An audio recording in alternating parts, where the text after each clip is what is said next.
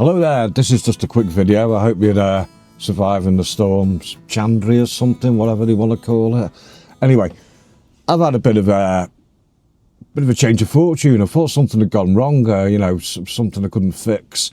And at the end of the summer, going into the autumn, I'd been on the roof, having a look at the spinning cowl that was on top of our chimney stack, and it no longer moving, it seized up. So I removed it. I couldn't get it apart, but I tried my best to clean it out and oiled it up.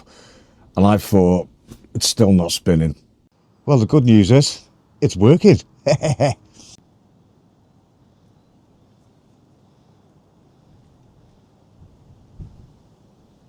as you can hopefully see, it's spinning round. Success. So there you go. It was a success, not the failure that I first thought it was. I was made up when I seen that thing spinning round, even though things were working fine. Anyway, but it's nice to know that it worked and I got it going again. So this is just a short video, letting you know that it wasn't a failure. I've got lots of things to show you, lots of videos coming up. So thanks for watching and keep on watching. Take care, everyone.